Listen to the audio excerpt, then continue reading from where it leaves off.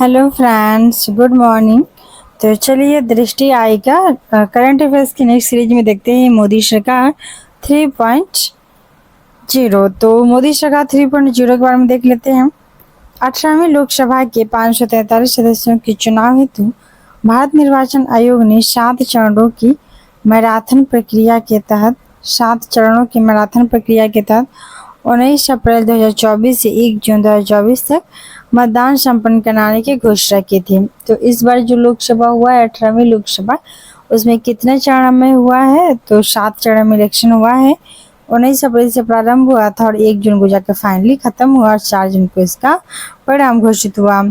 तो बिहार, पश्चिम बंगाल, उत्तर प्रदेश में सभी 7 चरणों में मतदान संपन्न कराया गया और यह संसदीय चुनाव भारत के चुनावी इतिहास में दूसरा सबसे लंबा मतदान अभ्यास भी रहा, पोलिंग एक्सरसाइज रहा। उल्लेखनीय है कि देश का प्रथम आम चुनाव जब हुआ था अब तक का सबसे लंबा अवधि चुनाव था, जो अक्टूबर 1951 से फरवरी 1952 के मध्य लगभग 4 महीने की अवधि में आयोजित हुआ था और ये भी हो गया अप्रैल से जून तक 3 महीने का। ज्ञातव्य है कि वर्ष 1980 के आम चुनाव में मतदान केवल मात्र 4 दिन का हुआ था। तो सबसे लंबा हुआ था 1951 में अक्टूबर से और फरवरी 1952 तक पहला जो चुनाव था, और सबसे कम हुआ था तो 1980 में सबसे कम दिनों की हुआ था जो चुनाव अभ्यास, वो सिर्फ मात्र 4 दिनों को हुआ था और यह अब तक का सबसे कम अवधि मतदान कार्यक्रम है जो 1980 में हुआ था, मात्र 4 दिन। वर्ष 2024 के आम चुनाव में लगभग 96.88 करोड़ मतदाता थे मतदान के लिए पंजीकृत थे। 2024 के आम चुनाव में लगभग 96.88 करोड़ मतदाता मतदान के लिए पंजीकृत हुए थे और इसके साथ ही यह विश्व का सबसे बड़ा निर्वाचक मंडल है। आम चुनाव 2024 में पहली बार अखिल भारतीय स्तर पे 85 से जो अधिक आयु के लोग हैं, वरिष्ठ नागरिकों, 40% के मानक जिनको दिव्यांगता है, वैसे लोगों के लिए घर से मतदान करने की सुविधा भी प्रदान की गई थी। एक ऐतिहासिक कदम के तहत ग्रेट निकोबार द्वीप की जो शोम्पेन जनजाति है, ग्रेट निकोबार द्वीप की शोम्पेन जनजाति है, उन्होंने भी पहली बार आम चुनाव 2024 में मतदान किया है। तो शोम्पेन जनजाति ने भी पहली बार आम चुनाव 2024 में मतदान किया है। भारत निर्वाचन आयोग ने आम चुनाव 2024 में जो दिव्यांग मतदाता हैं उनके मताधिकार का प्रयोग करने हेतु उनको प्रेरित करने के लिए एक राष्ट्रीय आइकन नियुक्त किया था। और राष्ट्रीय आइकन कौन थे? तो इनको ऑलरेडी अर्जुन पुरस्कार मिल चुका है, ये अर्जुन पुरस्कार विजेता हैं और पैरा तीरंदाज भी हैं, शीतल देवी। तो पैरा तीरंदाज हैं शीतल देवी और अर्जुन पुरस्कार विजेता भी हैं। तो इनको इलेक्शन कमीशन ऑफ इंडिया ने राष्ट्रीय आइकन घोषित किया था ताकि दिव्यांगों को प्रोत्साहन दिया जा सके चुनाव के लिए। इसका इम्पोर्टेंट फैक्ट देखते हैं। तो इम्पोर्टेंट फैक्ट है कि ECI के अनुसार आम चुनाव 2024 में सभी चरणों में कुल मिलाकर मतदान केंद्रों पे मात्र 65.79% मतदान दर्ज किया गया। तो मतदान केंद्र पे कितना मतदान हुआ है? 65.79% हुआ है। हालांकि उपरोक्त आंकड़े जो हैं वो सकल मतदान को इंगित नहीं करता है, क्योंकि इसमें डाक मतों की संख्या शामिल नहीं है। तो ये जो आंकड़ा है ना, ये हालांकि ये जो आंकड़े हैं वो सकल मतदाता मतदान को इंगित नहीं करते हैं, क्योंकि इसमें डाक मतों पोस्टल वोट्स की संख्या को शामिल नहीं किया गया है। 6 जून 2024 को नेक्स्ट है कि 6 जून 2024 को जारी आंकड़ों के अनुसार सभी राज्य और केंद्र शासित प्रदेशों में से लक्षद्वीप में सबसे अधिक 84.16% मतदान दर्ज किया गया है। तो 6 जून 2024 को जो आंकड़ा जारी किया था उसमें सभी राज्य और केंद्र शासित प्रदेशों में से लक्षद्वीप में सबसे अधिक 84.16% मतदान को दर्ज किया गया। लक्षद्वीप में सबसे ज़्यादा लोग मतदान वहाँ पे किए थे। वहीं पे बिहार में सबसे कम मतदान दर्ज किया गया है, क्योंकि यहाँ पे मात्र 56.19% लोग ही मतदान किए थे। उत्तर प्रदेश भी सेकेंड पैदान पर रहा है, तो बिहार के बाद यहाँ पे मात्र 56.92% मतदान दर्ज किया गया है। और ऐसा कहा भी जाता है कि बिहार यूपी जो है वो लोकसभा इलेक्शन में निर्णायक भूमिका निभाता है और इन दोनों में ही मतदाताओं की संख्या बहुत कम है, न्यूनतम है, सबसे कम है। नेक्स्ट देखते हैं कि संसदीय निर्वाचन क्षेत्रों हेतु आम चुनाव जो 2024 में हुए उनमें सभी 7 चरणों के मतदान हेतु मतगणना 4 जून 2024 को जाकर के इसकी वोट गिनती हुई थी। ज्ञातव्य है कि आम चुनाव 2024 में मतदान केवल 542 संसदीय निर्वाचन क्षेत्रों के लिए ही हुआ, क्योंकि जो एक सदस्य थे उन्होंने गुजरात स्थित सूरत लोकसभा निर्वाचन क्षेत्र से भाजपा के मुकेश कुमार चंद्रकांत दलाल हैं, मुकेश कुमार चंद्रकांत दलाल, इन्होंने निर्विरोध विजयी हो गए थे सूरत लोकसभा से, मुकेश कुमार चंद्रकांत दलाल। आगे देखते हैं तो घोषित परिणामों के अनुसार 18वीं लोकसभा में बीजेपी सबसे अधिक 240 सीटें जीत करके सबसे बड़े दल के रूप में उभर कर सामने आई है। वहीं बीजेपी के बाद भारतीय राष्ट्रीय कांग्रेस 99 सीटों जीत करके दूसरे स्थान पर रही है, जबकि समाजवादी पार्टी ने भी 37 सीटें जीतकर तीसरे स्थान पर रहे। आगे देख लेते हैं तो नेक्स्ट है कि लोकसभा निर्वाचन का जो रिजल्ट आया 4 जून को, उसके दिए गए हैं कि कितना सीटें कौन सी पार्टी ने जीता था और इसका 2019 से कंपेयर भी किया गया है। तो इसको देखते हैं। भाजपा जो है बीजेपी भारतीय जनता पार्टी, वो उसकी सीटें जीती हुई हैं 240, वो इस बार 240 और पिछली बार जीती थी 2019 में 303, इस बार 240 है, पिछली बार 303 सीटें जीता गया था। भारतीय राष्ट्रीय कांग्रेस इस बार 99 सीटें जीती है, जबकि पिछली बार मात्र 52 सीटें ही जीती थी। नेक्स्ट है कि भारतीय राष्ट्रीय जो कांग्रेस इस बार 99 सीट जीता है, जबकि 2019 में 52 सीटें जीता था। वहीं तीसरा नाम भी समाजवादी पार्टी 37 सीटों के साथ, पिछली बार मात्र 5 सीटें समाजवादी पार्टी जीते थे, जबकि इस बार वो 37 सीटें जीत करके तीसरा स्थान पे है। 4 नंबर पे all India Trinamool Congress AITC, तो AITC इस बार 29 सीटें जीता है और पिछली बार 22 था, इसमें भी क्या हुआ है AITC में भी इनकी भी सीटों में इजाफा हुआ है। 5वां नंबर पे है द्रविड़ मुनेत्र कड़गम DMK, तो DMK भी पिछली बार 24 सीट जीते थे, इस बार इनको 2 सीट का ह्रास हुआ है और DMK ने जीता इस बार 22 सीटें जीत लिया है, DMK इस बार 22 सीटें जीता है। अगला है तेलुगु देशम पार्टी, तो तेलुगु देशम पार्टी TDP जो है वो भी इस बार इसमें भी बहुत उछाल देखने को मिला है, 16 सीटें जीता है, जबकि पिछली बार मात्र 3 सीटें था TDP के। जनता दल यूनाइटेड JDU जो है, JDU पिछली बार 16 था, जबकि इस बार कितना हो गया है 12 हो गया है। वर्तमान में लोकसभा में INC के सांसदों की संख्या 98 है, क्योंकि राहुल गांधी लोकसभा चुनाव 2024 में 2 सीटों पे चुनाव लड़े थे, रायबरेली में और वायनाड में, ये दोनों जगह से विजयी हुए थे और श्री गांधी द्वारा वायनाड जो संसदीय निर्वाचन क्षेत्र है उसको छोड़ देने के कारण यह सीट वर्तमान में क्या है रिक्त हो गई है। आगे देखते हैं तो अगला है लोकसभा निर्वाचन के इतिहास में समाजवादी पार्टी ने वर्ष 2024 में अपना सर्वश्रेष्ठ प्रदर्शन किया। आम चुनाव 2024 में उत्तर प्रदेश के कुल 80 संसदीय निर्वाचन क्षेत्रों में से समाजवादी पार्टी ने कुल 37 निर्वाचन क्षेत्रों में विजयी रहा। तो आम चुनाव 2024 में उत्तर प्रदेश के कुल 80 संसदीय निर्वाचन क्षेत्रों में से समाजवादी पार्टी कुल 37 निर्वाचन क्षेत्रों में विजयी रहे हैं। नेक्स्ट देखते हैं लोकसभा निर्वाचन 2024 सर्वाधिक मतों से जीतने वाले शीर्ष 3 प्रत्याशियों को देख लेते हैं। तो प्रत्याशी का नाम और लोकसभा निर्वाचन क्षेत्र है। तो प्रत्याशी है रकीबुल हुसैन INC, लोकसभा निर्वाचन क्षेत्र कहाँ है, तो ये है धुबरी। प्रत्याशी का नाम है रकीबुल हुसैन, लोकसभा निर्वाचन क्षेत्र धुबरी है, असम में है, असम राज्य में स्थित है और उन्होंने सबसे ज़्यादा 10 लाख के वोटों के अंदर से जीत लिया है रकीबुल हुसैन ने असम से।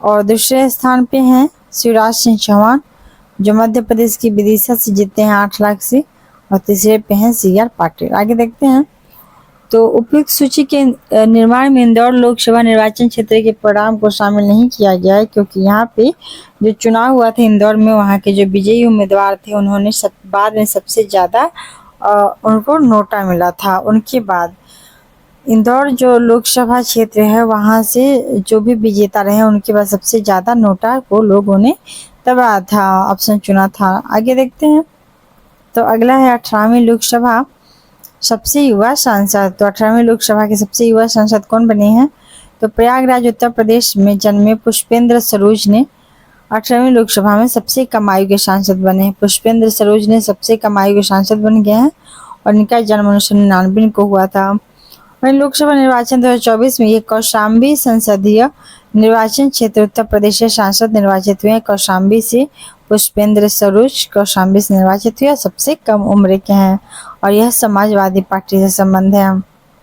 आगे देखते हैं तो 18वीं लोकसभा में सबसे युवा महिला सांसद कौन बनी है। तो 18वीं लोकसभा में सबसे युवा महिला सांसद बन गई है वाराणसी में जन्मी प्रिया सरोज। तो वाराणसी से प्रिया सरोज बन गई हैं 18वीं लोकसभा की सबसे युवा महिला सांसद। 18वीं लोकसभा में सबसे युवा महिला सांसद कौन बन गई हैं, तो ये बन गई हैं प्रिया सरोज। महिला युवा सांसद प्रिया सरोज है और पुरुष हैं पुष्पेंद्र। तो महिला हो गई हैं प्रिया सरोज और ये 25 वर्ष की हैं मात्र ये भी, और ये भी 18वीं लोकसभा में सबसे कम आयु की महिला सांसद हैं और इनका जन्म हुआ था 1998 को हुआ था। इनका जन्म हुआ था प्रिया सरोज का 1998 को। लोकसभा निर्वाचन 2024 में ये मछली शहर संसदीय निर्वाचन क्षेत्र उत्तर प्रदेश से संसद निर्वाचित हुई है। मछली शहर से ये सांसद बनी है। यह समाजवादी पार्टी से संबंध है प्रिया सरोज संबंधित समाजवादी पार्टी से। आगे देख लेते हैं तो नेक्स्ट है कि लोकसभा निर्वाचन 2024 में कुल 74 महिलाएं सांसद के रूप में निर्वाचित हुई हैं।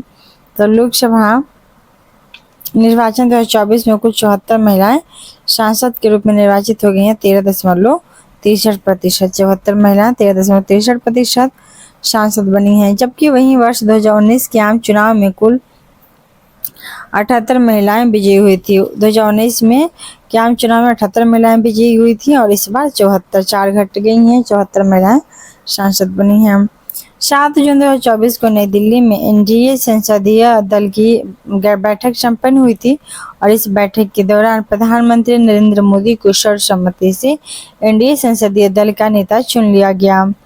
और 9 जून 2024 को राष्ट्रपति भवन में आयोजित एक समारोह में श्री नरेंद्र मोदी ने लगातार तीसरे कार्यकाल के लिए भारत के प्रधानमंत्री के रूप में शपथ लिए।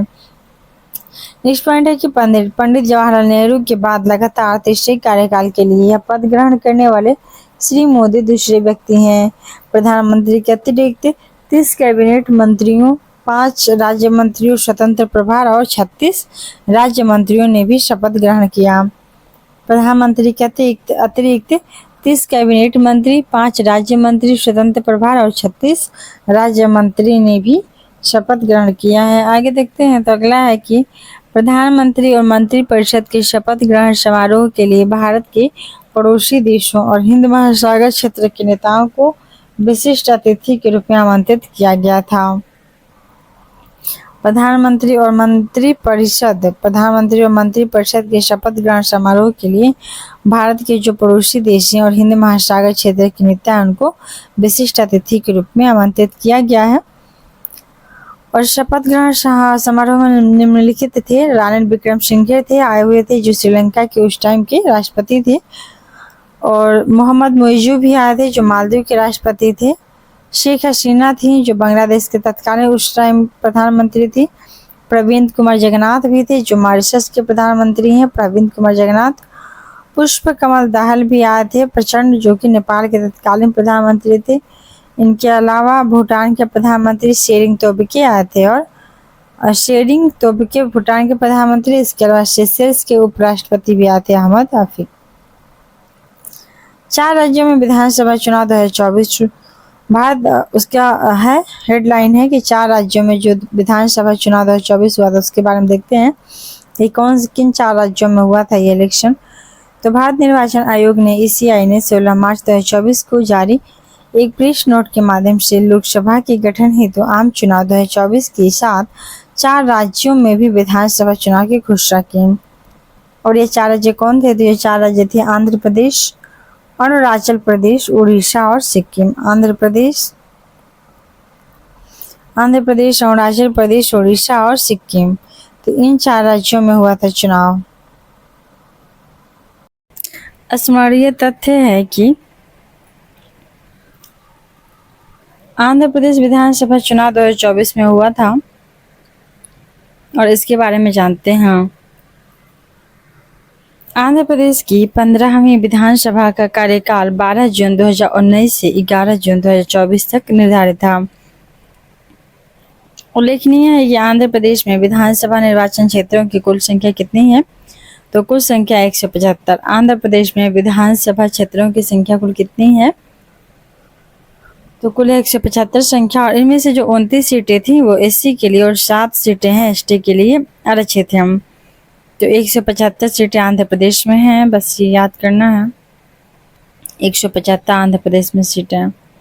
आगे देख लेते हैं। तो अगला है कि आंध्र प्रदेश में सभी जो 175 विधानसभा निर्वाचन हेतु चुनाव हुआ है वो सब एक ही चरण में हो गया, 13 मई को संपन्न हो गया था। जबकि मतगणना है 4 जून 2024 को संपन्न हुई थी, जिस दिन लोकसभा का हुआ था। 4 जून 2024 को घोषित परिणामों के अनुसार आंध्र प्रदेश विधानसभा चुनाव 2024 में Telugu Desam party TDP, Bharatiya Janata party Bhajpa और जनसेना पार्टी जेएनपी के गठबंधन एनडीए को भारी जीत हासिल हुआ था।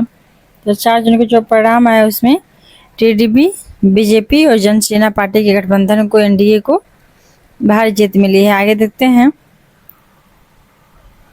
तो अगला है कि जबकि सत्तारूढ़ जो पार्टी था यूजन श्रमिक रायथू कांग्रेस पार्टी, तो यूजन श्रमिक रायथू कांग्रेस पार्टी है उसको करारी हार का सामना करना पड़ा वाईएसआरसीपी को। वाईएसआरसीपी आंध्र प्रदेश विधानसभा में विपक्ष का दर्जा भी प्राप्त करने में असमर्थ रहा है। नेक्स्ट देखते हैं। नेक्स्ट पॉइंट है कि 12 जून 2024 को एन चंद्रबाबू नायडू ने आंध्र प्रदेश के नए मुख्यमंत्री के रूप में शपथ ग्रहण किए। तो चंद्रबाबू नायडू आंध्र प्रदेश के नए मुख्यमंत्री बन गया है। वहीं जबकि लोकप्रिय तेलुगु अभिनेता हैं और जो चंद्रबाबू नायडू हैं, चंद्रबाबू नायडू ने नेक्स्ट पॉइंट है कि लोकप्रिय तेलुगु अभिनेता और जनसेना पार्टी के संस्थापक पवन कल्याण को आंध्र प्रदेश का उप मुख्यमंत्री बनाया है। तो आंध्र प्रदेश के उप मुख्यमंत्री कौन बने हैं, तो ये बने हैं तेलुगु के लोकप्रिय अभिनेता रह चुके हैं और जनसेना पार्टी के संस्थापक भी हैं। नेक्स्ट देखते हैं कि उल्लेखनीय है कि अपने 4 दशक से अधिक के राजनीतिक कैरियर के दौरान श्री नायडू ने चौथी बार आंध्र प्रदेश के मुख्यमंत्री का पद ग्रहण किया। तो आंध्र प्रदेश के मुख्यमंत्री का पद चौथी बार ग्रहण किए हैं चंद्रबाबू नायडू। नेक्स्ट देखते हैं उड़ीसा विधानसभा चुनाव। तो उड़ीसा विधानसभा चुनाव 2024 के बारे में जानते हैं। उड़ीसा की 16वीं विधानसभा का कार्यकाल 25 जून 2019 से 24 जून 2024 तक निर्धारित किया गया था।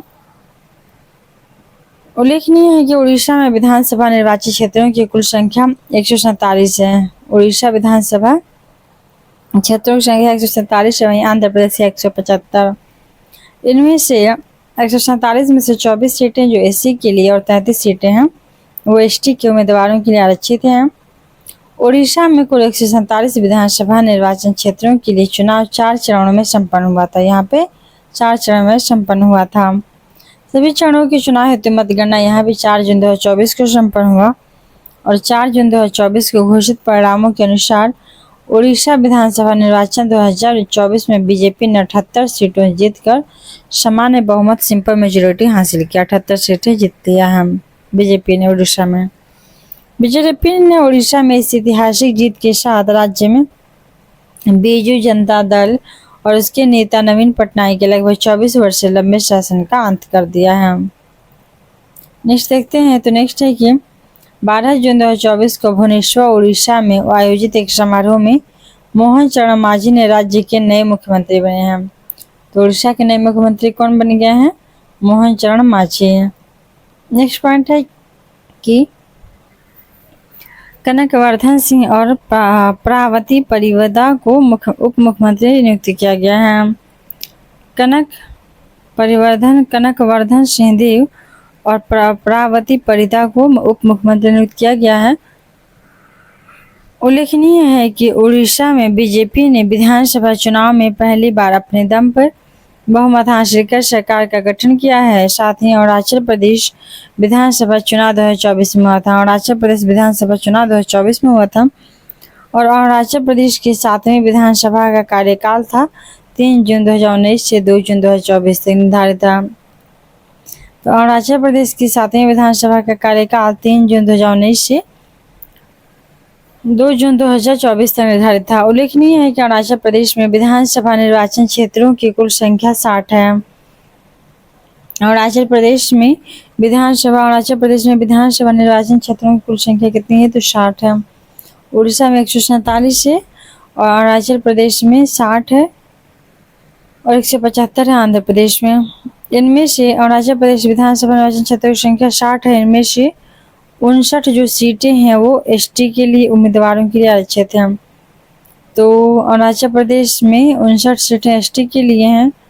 अरुणाचल प्रदेश में 50 विधानसभा निर्वाचन क्षेत्रों हेतु चुनाव एक ही चरण में 19 अप्रैल 2024 को संपन्न हुआ था। तो अरुणाचल प्रदेश में 50 विधानसभा निर्वाचन क्षेत्र हेतु चुनाव एक ही चरण में 19 अप्रैल 2024 को संपन्न हो गया था। आगे देखते हैं। तो नेक्स्ट है कि ज्ञातव्य है कि शेष 10 विधानसभा निर्वाचन क्षेत्रों में बीजेपी निर्विरोध विजयी घोषित हो गया था। 10 विधानसभा निर्वाचन क्षेत्र में बीजेपी निर्विरोध विजयी घोषित हो गया था। 2 जून 2024 को घोषित चुनाव परिणामों के अनुसार 60 सदस्यीय अरुणाचल प्रदेश विधानसभा में कुल 46 सीटें जीतकर बीजेपी ने बहुमत प्राप्त किया और 60 में से 10 सीटें तो ऐसे ही मिल गई, निर्विरोध जीत लिया था बीजेपी अरुणाचल प्रदेश में और टोटल 46 सीटें जीत लिया था।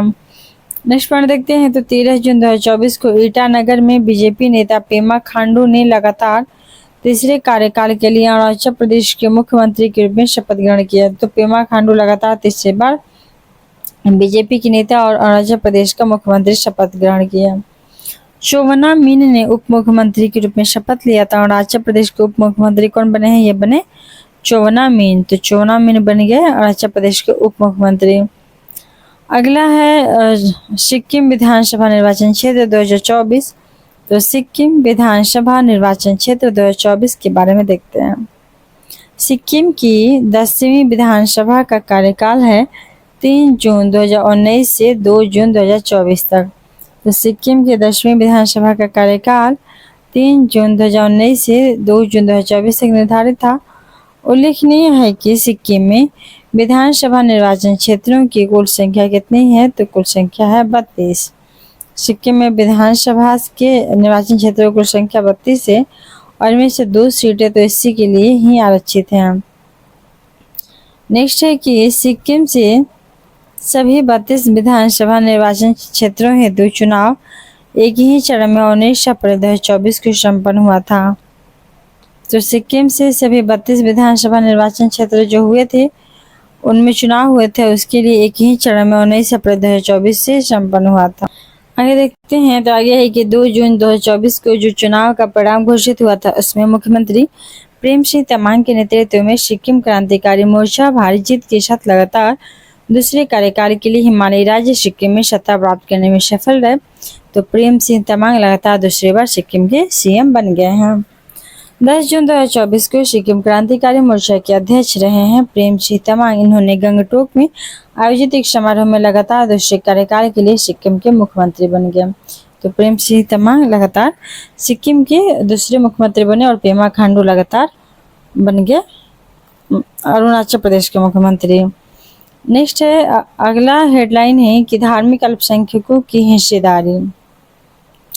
धार्मिक अल्पसंख्यकों की हिस्सेदारी देख लेते हैं। एक अंतर्देशीय विश्लेषण में 1950 से 2015 के बीच में धार्मिक अल्पसंख्यकों का क्या रहा है ब्यौरा।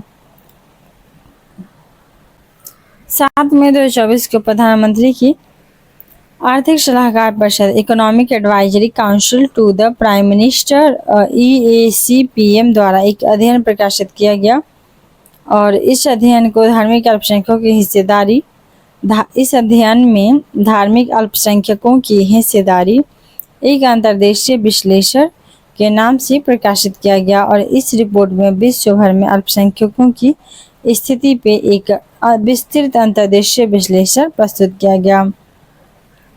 अल्पसंख्यकों की स्थिति को 65 वर्षों की अवधि में वर्ष 1950 और 2015 के बीच किसी देश की जनसंख्या में उनकी बदलती हिस्सेदारी के पदों से मापा गया है।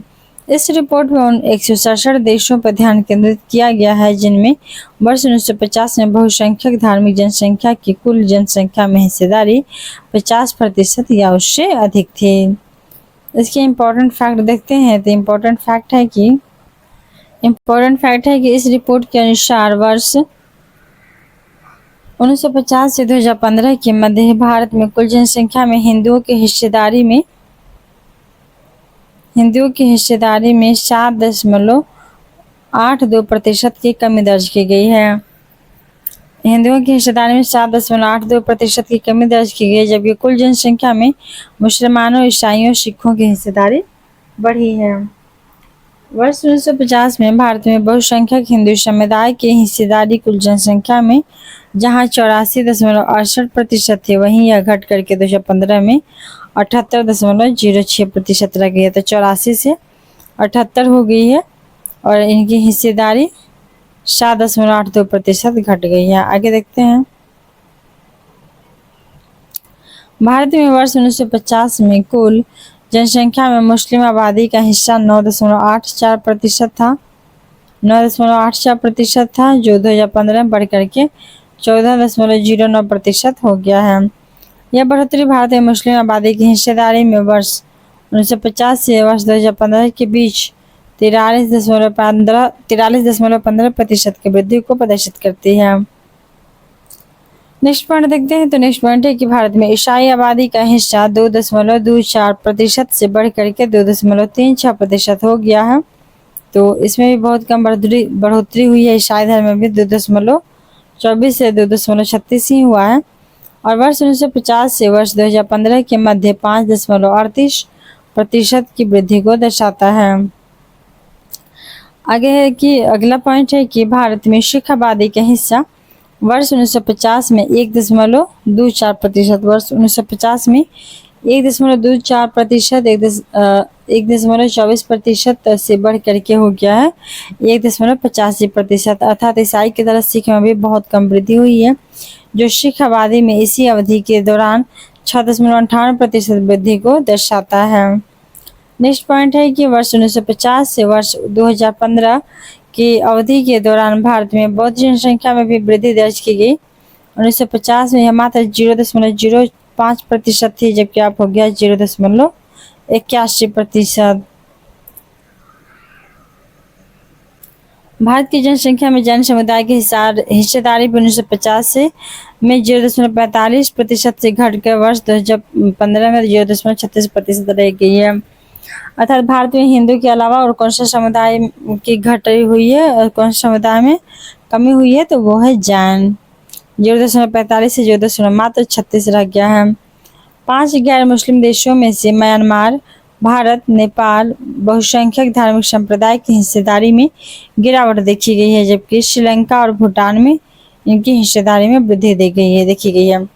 तो भारत के साथ नेपाल और म्यांमार भी हैं, जहाँ पे क्या हुआ है, तो जो बहुसंख्यक आबादी है उनकी संख्या में गिरावट हुई है भारत के साथ नेपाल और म्यांमार में। वहीं जबकि श्रीलंका और भूटान में क्या हुआ,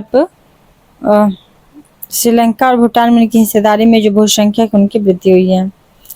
अगला है हेडिंग, हमारा हेडलाइन हम लोग का नागरिकता संशोधन अधिनियम 2024। तो इसको देखेंगे हम लोग अगले वीडियो में। इस वीडियो को यहीं पर करते हैं समाप्त। तो चलिए, थैंक्स फॉर वॉचिंग। मिलते हैं अगले वीडियो में। सी यू सून।